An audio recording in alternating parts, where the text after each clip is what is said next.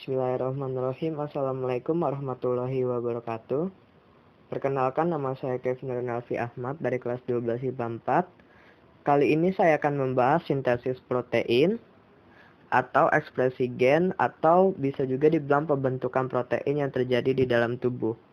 Pada pengertiannya, sintesis protein ini proses penerjemahan informasi gen yang berisi enzim atau protein yang diinginkan menjadi enzim atau protein tersebut. Proses sintesis protein terbagi menjadi dua, yaitu transkripsi dan translasi. Apa itu transkripsi? Transkripsi itu adalah proses pembentukan RNA-M atau mRNA. M-nya ini bisa dibilang menjadi messenger dari salah satu pita DNA dengan bantuan enzim RNA polimerase. Itu pengertian dari transkripsi. Sementara translasi merupakan penerjemahan informasi genetik yang terjadi pada mRNA ke dalam polipeptida. Lanjut, yang pertama kita akan membahas di yang proses pertama, apa itu transkripsi. Transkripsi ini proses pembentukan mRNA dari salah satu pita DNA dengan bantuan enzim RNA polimerase. mRNA ini bertugas membawa pesan DNA untuk memilih polipeptida yang sesuai dalam sintesis protein. Tahapan transkripsi yang pertama itu RNA polimerase melekat pada molekul DNA sehingga menyebabkan sebagian dari double helix membuka. Yang kedua, terbukanya pita DNA menyebabkan basa-basa pada salah satu pita menjadi bebas sehingga memberi kesempatan basa-basa pasangan menyusun messenger RNA. Misalnya timin atau T dari DNA akan membentuk adenin atau A pada messenger RNA, sitosin C dari DNA akan membentuk guanin atau G pada mRNA, dan seterusnya. Jumlah messenger RNA yang dihasilkan pada transkripsi bisa melebihi jumlah DNA karena enzim polimerase bergerak sepanjang pita DNA model. Messenger RNA kemudian meninggalkan inti sel atau nukleus menuju sitoplasma dan melekat pada ribosom. Ribosom merupakan granula-granula dalam sitoplasma yang berperan dalam sintesis protein. Deretan ribosom disebut dengan polisom.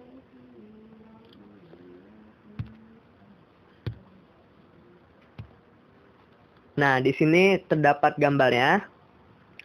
Jadi bisa dilihat. Gambar ini merupakan DNA yang berwarna biru ini merupakan DNA, dan ini merupakan RNA messenger yang berwarna merah ini. Ini yang dinamakan RNA-M atau mRNA messenger RNA. Nah, apa sih gunanya DNA ini yang berwarna biru ini? DNA ini digunakan untuk proses transkripsi, dan pada proses transkripsi ini akan menghasilkan mRNA atau messenger RNA dengan bentuk yang saya bilang ini yang berwarna merah ini. Lalu gimana prosesnya? Prosesnya itu yang pertama akan ada enzim RNA polimerase yang diawali pada bagian pertama, pada bagian sini. Lalu apa sih sebenarnya fungsi dari enzim RNA polimerase? Yang pertama ini dia fungsinya untuk membuka rantai DNA, rantai ini dan ini, rantai ini dan ini. Dan yang kedua itu membuat RNA messenger jadi RNA polimerase ini akan bergerak ke arah sini. Ini keterangannya. Jadi RNA messenger ini bergerak dari sini menuju ke sini. Ini seperti yang diberi keterangannya, arah transkripsi itu dari kiri ke kanan. Pada tahap ini terdapat dua bagian utama. Yang pertama dinamakan dengan promoter, dan yang kedua dinamakan dengan terminator. Lalu apa perbedaannya? Promotor ini ialah awal transkripsi. Jadi pertama kali masuk ke sini, ini merupakan promoter. Sedangkan yang kedua dinamakan terminator, yaitu adalah titik akhir dari transkripsi ini. Titik akhir ini dinamakan terminator. Jadi ini merupakan titik awal dan ini merupakan titik akhir. Jadi setelah enzim RNA masuk melalui titik awal, lalu sampai pada bagian terminator,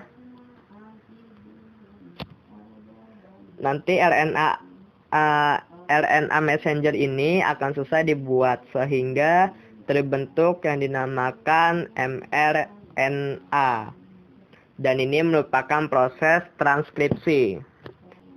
RNA-M yang terbentuk akan dibawa ke sitoplasma.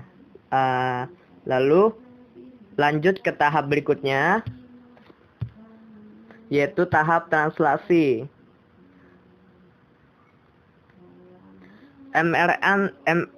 Messenger RNA yang sudah keluar dari inti sel dan telah melalui proses splitting atau penyambungan akan bergabung dan menempel pada ribosom. tRNA berperan dalam mengikat asam amino pada salah satu ujungnya dan membawa asam-asam amino tersebut menuju ribosom untuk disusun menjadi urutan nukleotida yang sesuai cetakan yang ada pada kodon messenger RNA. Kesimpulannya ialah merupakan penerjemahan RNA messenger menjadi asam amino. Ini menjadi asam amino. Lalu gimana prosesnya? Jadi proses translasi itu ada yang dinamakan ribosom. Yang pertama itu dari ribosom subunit besar. Dan ada satu lagi yang dinamakan dengan ribosom subunit kecil. Prosesnya nanti akan dimulai dari tRNA atau RNAT yang membawa asam amino metionin dan akan menempel di ribosom subunit kecil.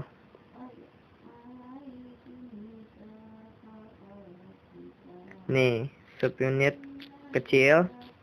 Jadi yang tadi penjelasannya terdapat dua ribosom, yaitu subunit besar dan subunit kecil. Jadi pada tahap ini akan selalu diawali dengan asam amino metionin. Asam amino metionin ini dikodekan dengan kodon yang dinamakan dengan AUG. Jadi kalau kodenya AUG, maka baru proses translasi akan dimulai. Kemudian tRNA akan membawa asam amino metionin. Maka akan dibawa menuju subunit besar. Ketika tRNA sudah masuk ke unit besar, maka selanjutnya yang kedua RNAT akan melepas asam amino yang dibawanya. Kemudian setelah asam amino dilepas, maka nanti tRNA akan keluar dari ribosom subunit kecil. Dan yang ketiga nanti tRNA yang lain akan masuk ke ribosom subunit kecil, ke ribosom subunit besar. Ini akan dilakukan secara terus-menerus sehingga nanti akan terbentuk asam amino yang bergandengan yang membentuk polipeptiden. Lalu kapan proses transaksi ini akan berakhir? Proses transaksi ini akan berakhir jika ada stop codon atau codon stop yang terdiri dari UG, AUU atau UAA, dan UGA atau UAGA. Jadi dalam penerjemahan kode genetika membentuk sintesis protein. Ketika ada salah satu dari ketiga ini, maka proses sintesis protein akan selesai.